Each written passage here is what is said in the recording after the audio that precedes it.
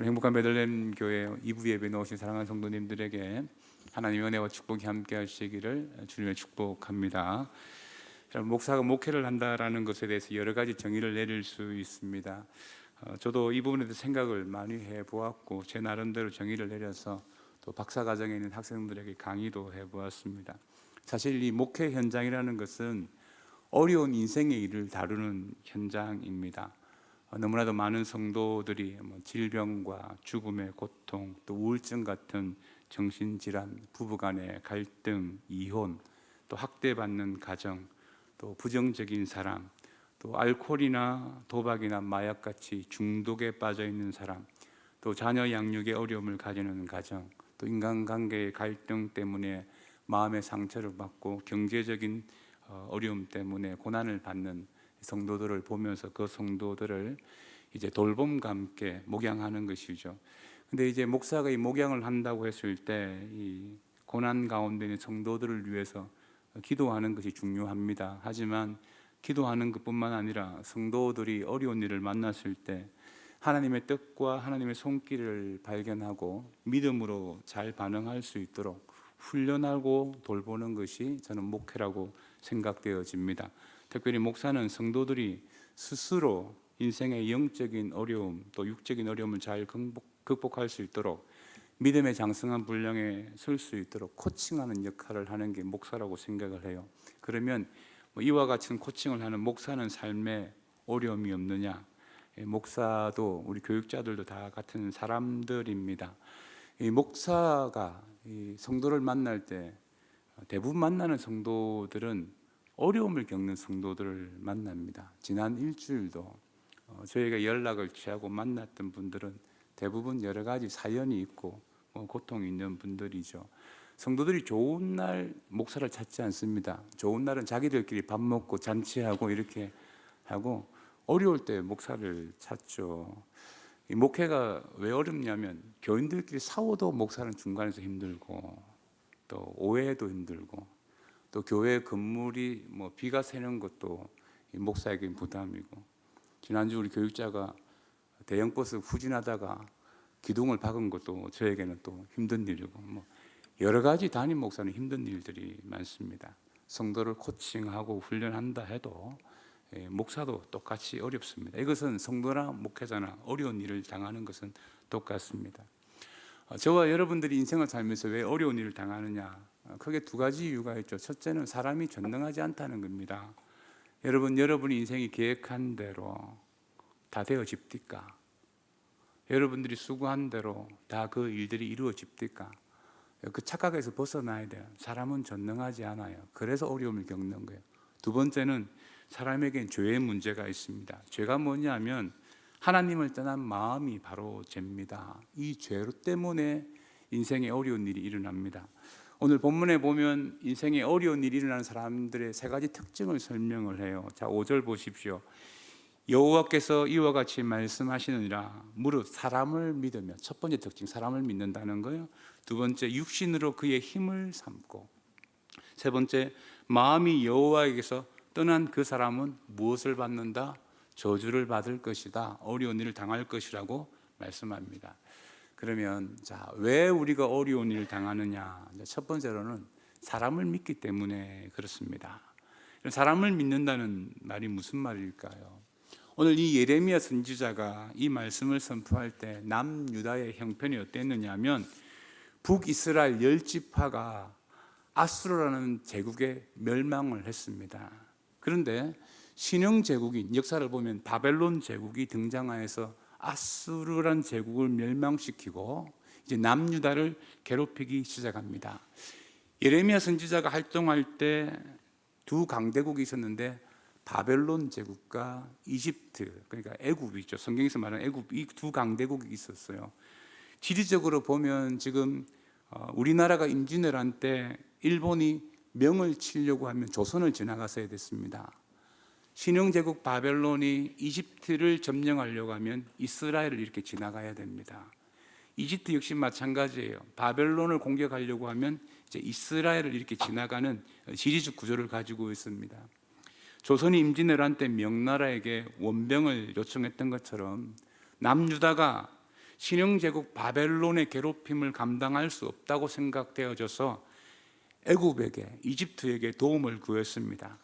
어떻게 보면 인간적으로 당연한 이치인지 모릅니다. 근데 하나님이 오늘 예레미야 선지자뿐만 아니라 많은 선지자를 보내서 이스라엘 백성들을 책망하시기도 하면서 애굽을 의지하지 말라고 말씀하셨습니다. 하나님은 인간적으로 당연하게 보이는 상식적인 이 일을 왜 금지하고 있을까요? 이유는 하나입니다. 이스라엘 백성은 하나님만 의지하도록 특별하게 하나님 앞에 선택받은 백성들이기 때문입니다. 이 세상에 어떤 사람의 도움을 받는 것이 아니고 하나님의 도우심을 받기 위해서 선택받은 백성이고 축복의 통로라고 하잖아요. 세상 사람들이 이스라엘 백성들은 하나님이 도와주시는구나, 그 모습을 세상 사람들에게 보여주기 위해서 선택받은 백성들입니다. 그래서 하나님이 계속 선포하는 거예요. 너희들이 사람을 믿고 육신을 믿고 마음이 하나님을 떠나면 저주받는다, 어려운 일 당한다. 그게 너희들 눈에 좋아 보이더라도, 합리적이더라도 결국 망하게 될 것이다, 어려움을 겪게 될 것이라고 선지자를 통해서 말씀하셨습니다. 사랑하는 성도 여러분, 이스라엘 백성들만 그렇습니까? 저와 여러분들은 예수 그리스도 이름으로 구원받은 하나님의 자녀인 줄 믿습니다. 그럼 당신의 지난 세월을 한번 돌이켜 보십시오. 그동안 진정으로 누구를 의지하며 살아오셨습니까? 눈에 보이지 아니하시는 하나님이십니까? 눈에 보이는 돈과 권력을 가지고 있는 사람을 의지하며 사셨습니까? 당신이 어려움을 딱 겪었을 때 제일 먼저 누가 생각났습니까? 하나님이 생각났습니까? 돈과 권력과 힘이 있는 사람이 생각났습니까? 이렇게 대답할 수 있죠. 나는 둘 다 선택을 하고 싶다. 기도하며 하나님도 의지하고 싶고 돈과 권력과 힘 있는 사람의 도움도 받고 싶다. 그러나 안타깝게도 둘을 동시에 선택할 수는 없어요. 이사야서 42장 8절에 보면 나는 여호와이니 이는 내 이름이라. 나는 내 영광을 다른 자에게, 내 찬송을 우상에게 주지 아니하리라고 했습니다. 하나님이 이 세상에 그 누구와도 당신의 영광과 찬송을 나누지 않겠다고 말씀하셨어요. 왜냐하면 하나님이 홀로 이 땅을 창조하신 창조주 하나님이기 때문에. 할렐루야. 하나님이 우리에게 원하는 것은 100%의 믿음을 요구하는 거예요. 여러분, 참기름 99%와 가짜 기름 1%를 섞었습니다. 똑같은 색깔, 냄새, 맛도 똑같아요. 이거 100% 참기름입니까? 가짜 참기름입니까? 대답을 좀 해보십시오. 내가 90% 하나님을 의지하고 10% 사람을 의지해도 성경은 이게 참된 믿음이 아니라고 말합니다. 가짜 믿음이라고 말해요. 다시 말하면 우리는 하나님을 믿든지 사람을 믿든지 둘 중에 하나만 믿을 수 있다는 것입니다. 동시에 둘을 믿을 수는 없다는 거예요. 만일 우리가 사람을 의지하는 그 순간 하나님에 대한 믿음을 저버리고 그래서 어려운 일을 당한다고 성경은 말씀하고 있습니다. 사람 믿고 있습니까? 사람이 믿을만 합니까?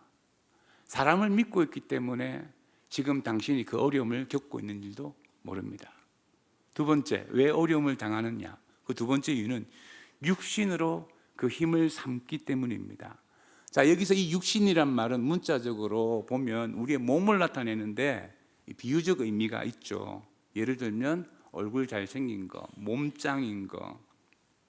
요즘 젊은이들이 좋은 학벌과 스펙을 쌓으려고 하는 거, 이 육신입니다.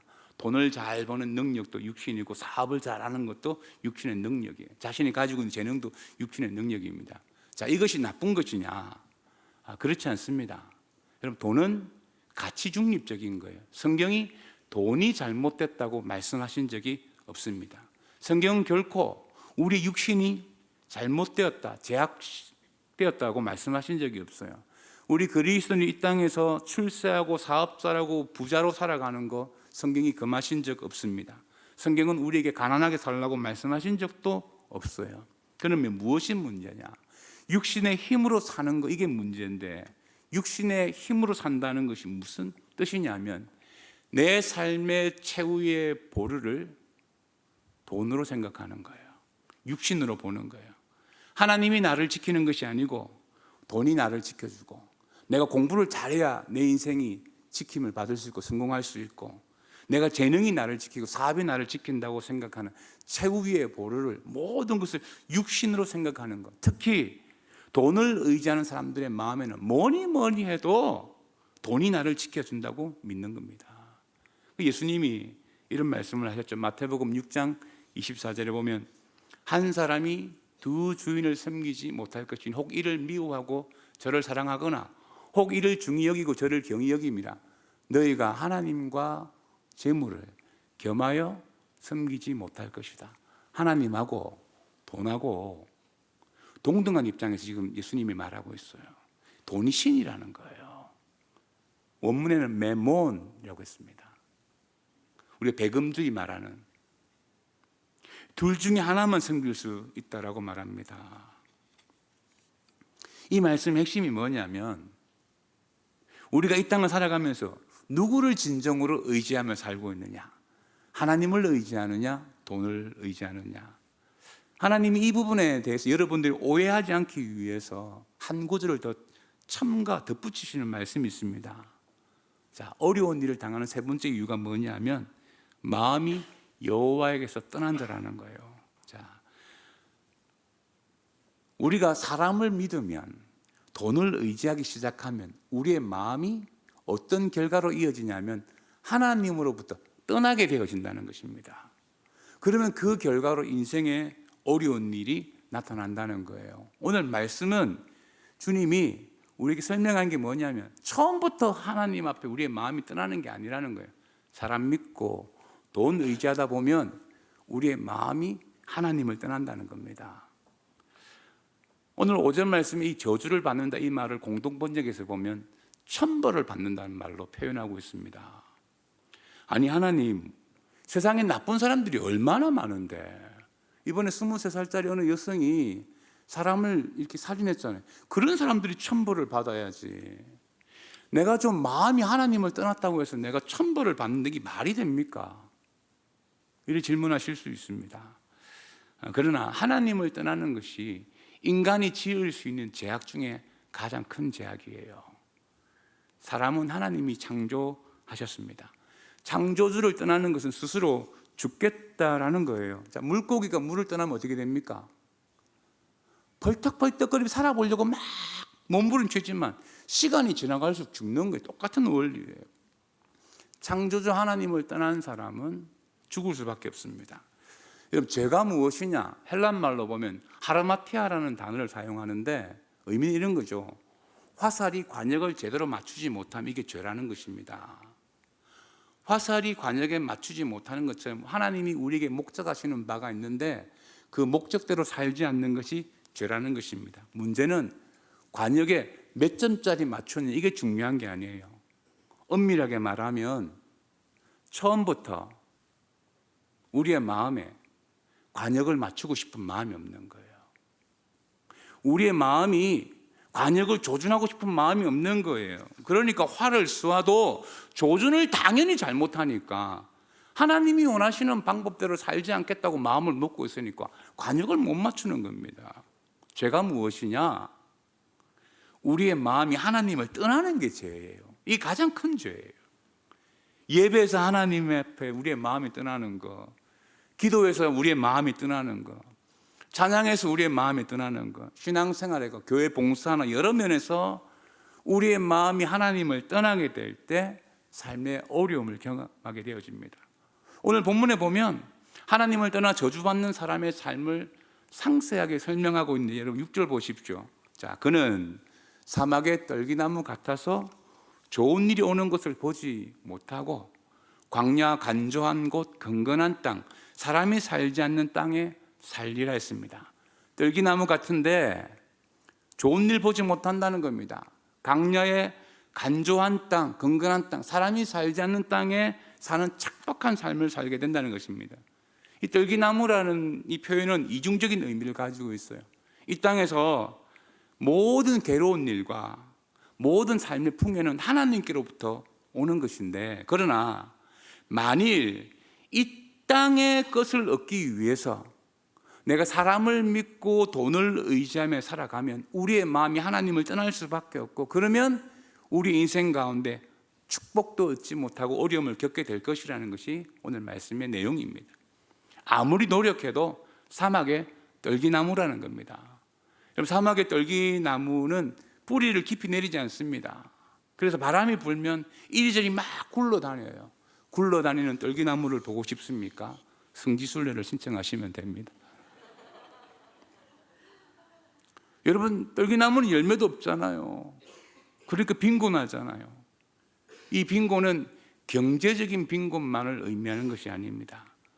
영적으로 빈곤하다는 의미예요. 많은 것을 가졌는데 무기력하고 만족감이 없고 불안하고 우울하고 영적 빈곤으로 살아가는 것, 이게 저주의 길이고 인생의 어려운 일이라는 것입니다.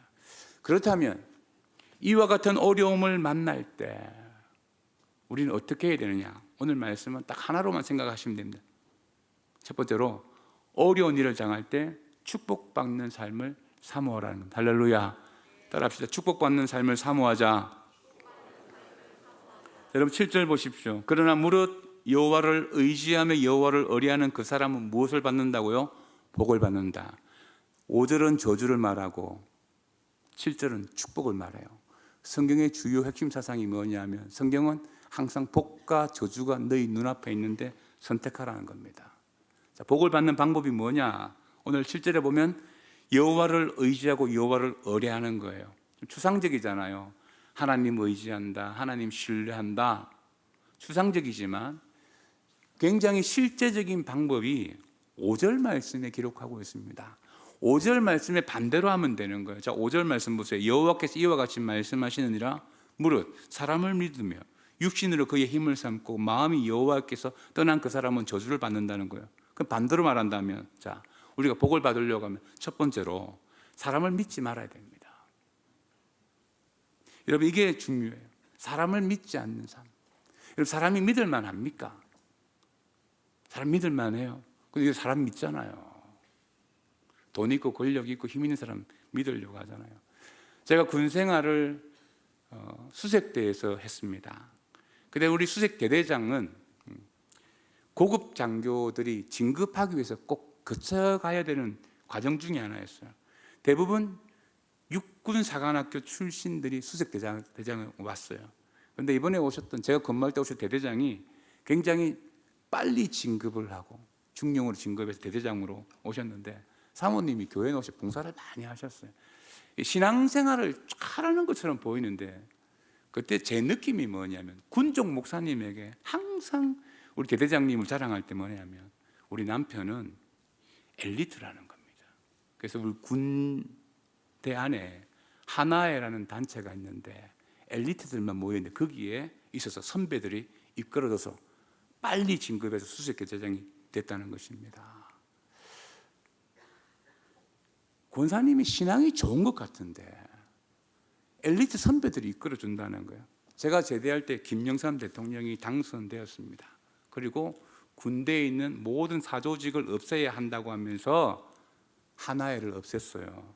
그때 잘 나가던 엘리트 장교들 다 옷 벗고 진급해서 누락되었어요. 사람은 믿을 존재가 못 돼요. 이사야서 2장 22절에 보면 너희는 인생을 의지하지 말라. 그의 호흡은 코에 있나니 새말 가치가 어디에 있느냐 했습니다. 자, 말씀 잘 보여주시면 너희는 인생을 의지하지 말라. 그의 호흡이 어디에 있다고요? 코에 있다 했죠. 자, 여러분 입을 한번 다물어 보세요. 자, 마스크 쓰신 분은 어쩔 수 없고 코를 이렇게 한번 잡아보세요. 자, 30분 견딜 수 있는 사람. 이게 인생이에요. 여러분이 그렇게 믿는 사람들이 요 코 잡으면 30분이 뭡니까? 10분도 못 견딜 거예요. 이게 인생의 한계인데 사람들은 자꾸 사람을 의지합니다. 성경은 복을 받고 싶으냐? 첫 번째로 사람 의지하지 말라는 거예요. 두 번째로 육신을 의지하지 말라는 겁니다. 이게 돈을 의지하지 말라는 거예요. 당신의 스펙이나 돈 버는 능력이나 통장 안에 있는 그 잔고를 의지하지 말라는 거예요. 여러분, 이게 돈을 가지고 투자하지 말란 말이 아니에요. 그 돈을 의지하지 말라는 겁니다. 여러분, 하나님이 여러분에게 나타나서 야, 너에게 신세 좀 지자 이렇게 말씀하신 적 있어요? 우리 교회 건축할 때 하나님이 여러분이 꿈에 나타나서 누구야 교회 건축하는데 내가 너에게 신세 좀 지자 이렇게 하나님이 여러분이 부탁하신 적 있어요? 저도 많은 꿈을 꿨지만 하나님이 저에게 야, 최 목사야, 이번에 내가 너에게 신세 좀 지자 이렇게 말씀하신 적이 한 번도 없어요. 제 꿈에 염려하지 마라, 내가 이 교회를 지어주겠다 약속하셨죠. 우리 11조라는 것은 여러분 돈의 문제가 아닙니다. 자꾸 이걸 헌금의 문제로 생각하시는데 11조는 내가 돈을 의지하지 않고 하나님을 의지한다는 신앙의 고백입니다. 우리가 돈을 의지하는지 안 하는지 사람은 잘 모릅니다. 저도 목사지만 우리 교인들 목양하지만 우리 교인들이 하나님을 의지하는지 돈을 의지하는지 제가 헌금 내역 보고는 몰라요. 헌금을 아무리 많이 해도 말입니다, 사람을 의지할 수 있고요. 어떻게 할 수 있겠어요? 제가 주일마다 헌금 보고를 받죠. 근데 재정재정 장로님 계시지만 우리 교인들의 개별적 헌금을 제가 보지 않습니다. 지금까지 제가 12년 됐는데 그냥 여러분 주변에 놓은 대로 전체 금액만 봐요. 왜 제가 그걸 보지 않느냐 하면 제가 그 헌금 내역 본다고 해가지고 뭐 이 교인이 신앙이 좋다 안 좋다 평가할 수 없다는 겁니다. 오늘 말씀도 이렇게 말하잖아요. 이제 9절 보십시오. 만물보다 거짓되고 심히 부패한 것이 뭐라? 마음이라. 누가 능히 이를 알리오마는. 이 뜻이 뭔지 아세요?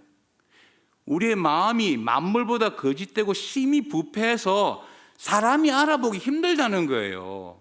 헌금을 많이 해도 하나님 의지하지 않고 자기 이름 내기 위해서 헌금할 수도 있고요. 알 수가 없다는 겁니다. 지금 우리가 나와서 예배를 드리고 뭐 겉으로는 경건한 척하고 하나님을 의뢰하는 것 같지만 실제적으로 그 마음을 파보면 늘 사람 믿으며 돈을 의지하며 돈 없으면 불안해하고 걱정하고 염려하며 살아가는 사람이 교회 안에 너무 많다는 거예요. 여러분 10절 보십시오. 나 여호와는 심장을 살피며 폐부를 시험하고 각각 그의 행위와 그 행실대로 보응하느니라. 당신이 육신을 믿고 있는 돈을 의지하고 있는지 하나님을 의지하고 있는지 어떻게 하느냐? 행위와 행실로 알 수 있다고 말씀합니다. 여러분, 저와 여러분들은 자본주의 사회를 살고 있습니다. 자본주의에서 제일 힘든 게 뭐냐면 사람들이 돈의 행포에서 잘 벗어나지 못한다는 거예요. 생각보다 돈을 섬기며 살아가는 사람들이 많고 돈을 의지하며 살아가는 사람들이 많습니다. 하나님이 돈을 섬긴 사람에게 오늘 뭐라 말씀하냐? 11절 보십시오. 불의로 치부하는 자는 자고새가 낳지 않는 알을 품음 같아서 그의 중년에 그것이 떠나겠고 마침내 어리석은 자가 되리라고 했습니다. 여기 보면 자고새라는 새가 있어요. 이스라엘 나라의 특새인데 이 새가 욕심이 많아. 남의 둥지에 알까지 다 훔쳐와서 자기 둥지에서 열심히 알을 품는 거예요.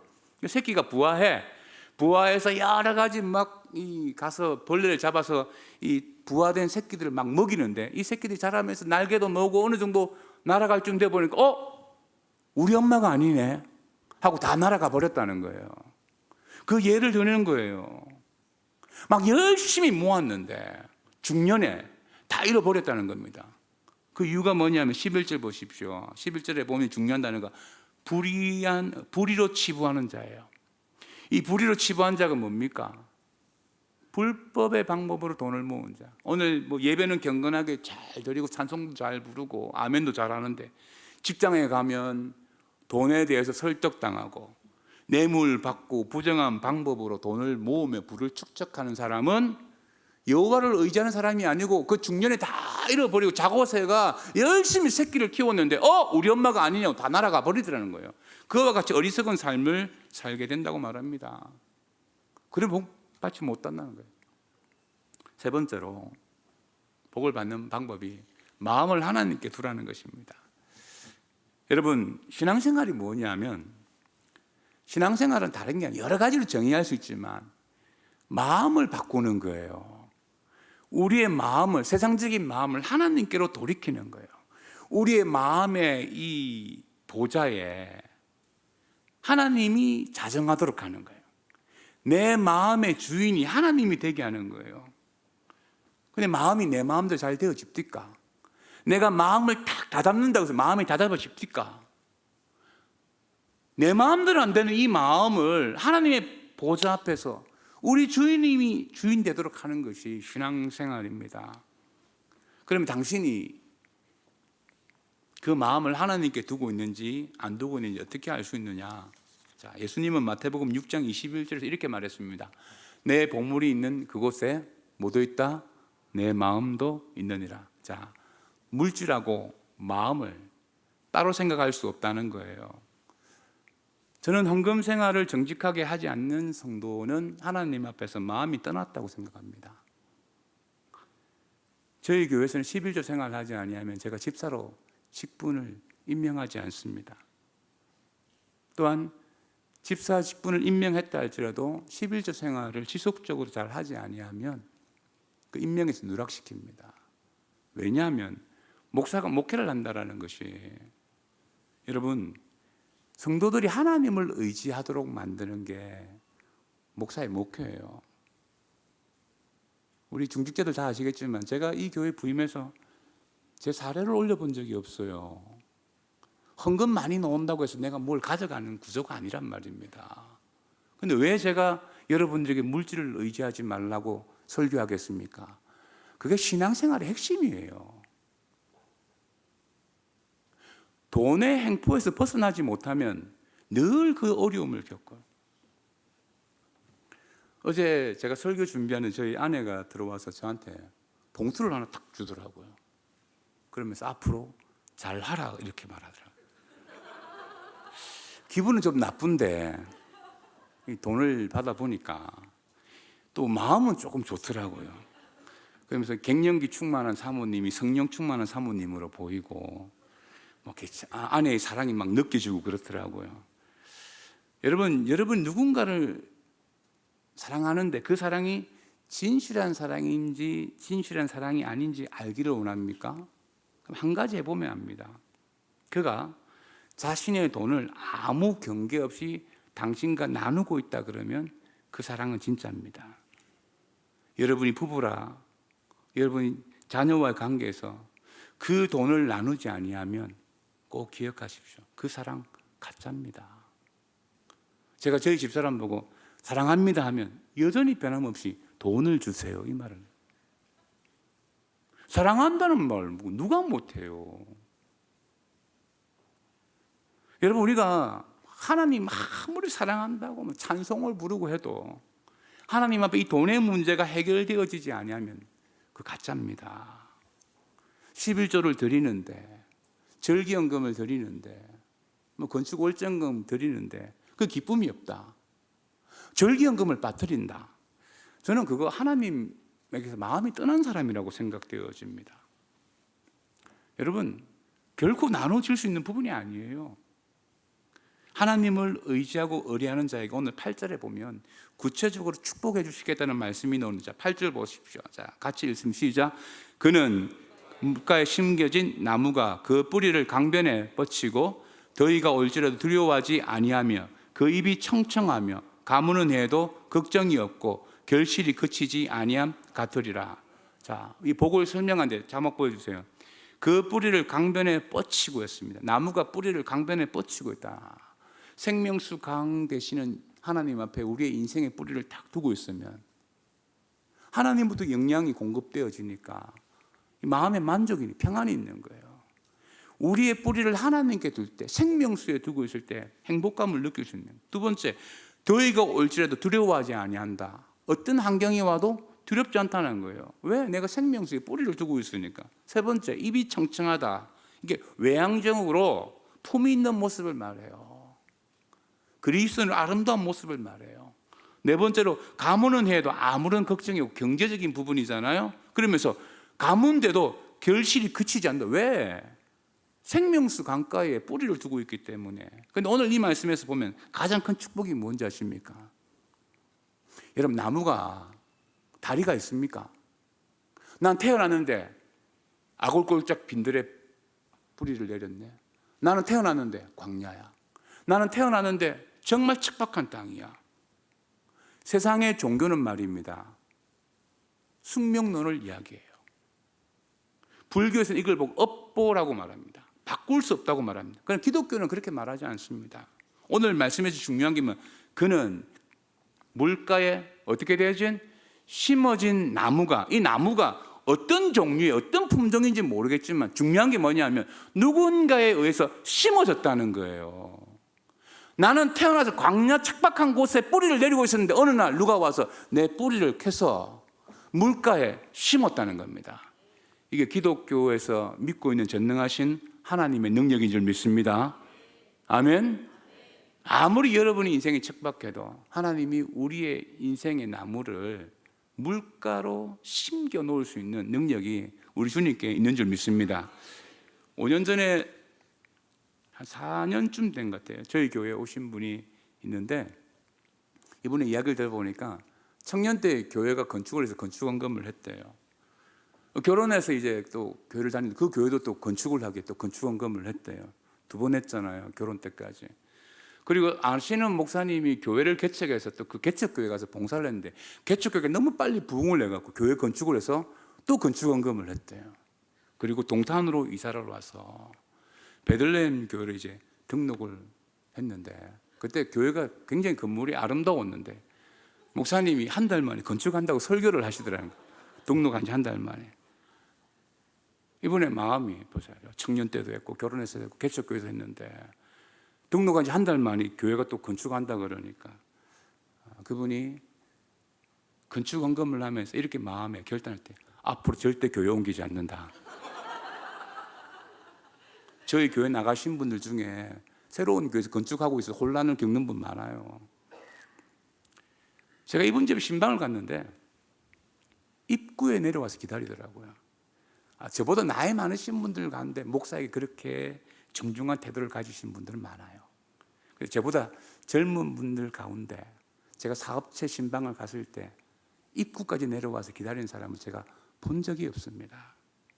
제가 그분을 보면서 느끼는 게 뭐냐면 하나님이 그의 인생을 이 물가에 심어놓는 그 축복을 주신다는 걸 제가 느낄 수 있어요. 며칠 전에 교회 가까운 데로 이사 왔는데 그 고백이 뭐냐면, 자, 동호수 추첨을 하잖아요. 근데 딱 추첨을 했는데 교회 뷰라는, 교회 뷰. 너무 행복했대, 교회 뷰라서 막. 근데 자기 옆에 사람도 뽑았는데 교회 뷰인데 너무 억울하더라는 거예요. 여보, 교회 뷰야 하면서 막 울더래요.